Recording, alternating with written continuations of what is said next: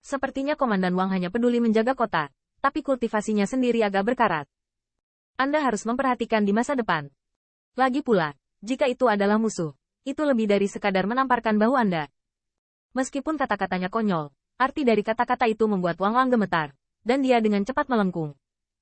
Qin Yichan berdiri telentang, seolah-olah semuanya hanya adegan yang lewat. Kalau begitu, tolong Komandan Wang untuk memimpin. Wang Lang mengertakkan gigi. Bagaimanapun, dia harus merentangkan telapak tangannya. Sekelompok orang melintasi gerbang kota kuno kota Zenan. Awalnya, Wang Lang ingin mempermalukan utusan Tuan. Namun, saat dia memimpin, mata Wang Lang menghilang dan menghilang. Meskipun kewalahan oleh Qin Yichan, dia masih tidak puas.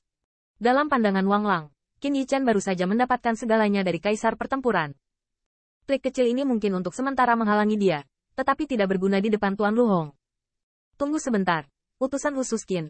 Ini baru saja aku tiba di kota Zenan. Tuan Lu telah menyiapkan panggung dan menyambutmu. Wang Lang mencibir, tetapi Qin Yichan tidak peduli, tetapi melihat sekeliling. Ketika dia melihat banyak toko di jalan tutup, dia tidak bisa menahan tawa.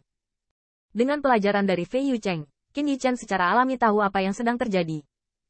Dia memberi isyarat dan memanggil Wang Lang, dan Qin Yichan tertawa. Komandan Wang, mengapa semua toko ini tutup? Wang Lang bergidik di dalam, mengira jika Anda pergi ke kota, Anda akan memasuki kota. Di mana bisa ada begitu banyak hal? Apakah seseorang membuka toko untuk peduli dengan kentut Anda? Tetapi ketika ditanya tentang hal itu, Wang Lang harus menjawab, Tuan, Anda tahu bahwa orang dewasa Anda sedang mendekat, dan penjual takut mengganggu orang dewasa, jadi dia akan menutup toko. Qin Yichan mencibir dan memerintahkan untuk menutup toko. Mengapa beberapa ditutup atau tidak ditutup?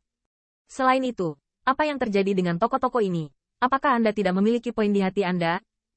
Ketika dia melihat Angel of Bloodpond, dia melihat yang pertama dengan marah dan berkata, berani. Karena Anda tahu orang dewasa akan datang, mengapa Anda berpura-pura tidak mengetahuinya?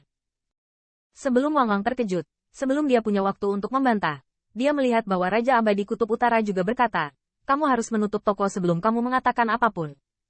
Apakah Anda ingin memengaruhi bisnis orang lain karena orang dewasa ada di sini? Wang Lang, tahukah Anda bahwa Tuhan berparade atas nama yang mulia, dan menyebarkannya? Apakah Anda ingin menghancurkan nama suci yang mulia?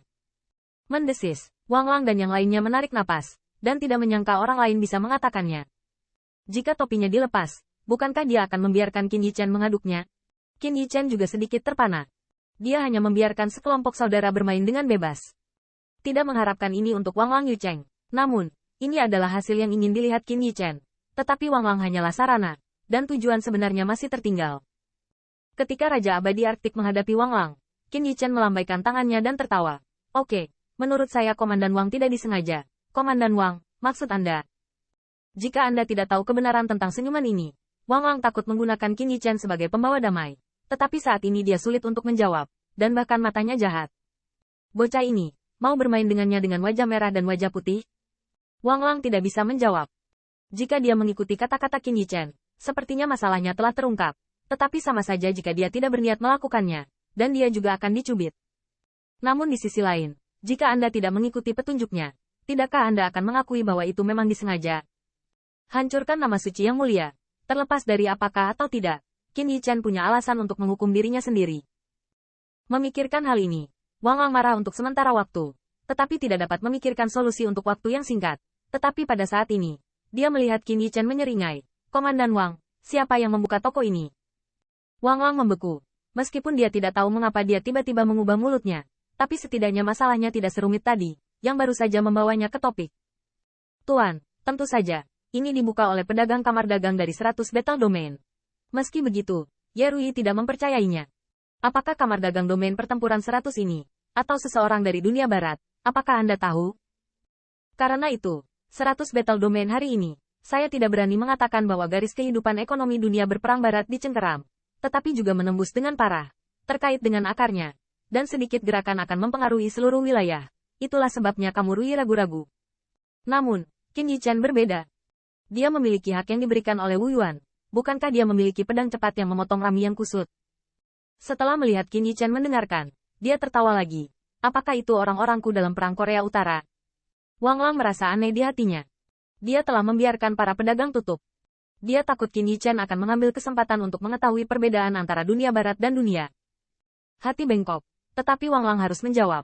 Alam adalah orang-orang dari perang Korea Utara. Pada titik ini, kulit Ye Rui sedikit berubah. Anda tahu, dia dengan hati ingin cepat pulang. Jadi dia mengaku setelah diberitahu oleh Qin Yichen. Tapi Wang Lang berbeda. Orang-orang bersikeras bahwa ini adalah pedagang di dunia Korea Utara. Bagaimana Anda bisa merebutnya? Jika Anda lepas landas, Anda akan digigit oleh Wang Lang. Wang Lang juga diam-diam bangga akan hal itu. Bukankah dia membiarkannya berbicara dengan santai sekarang?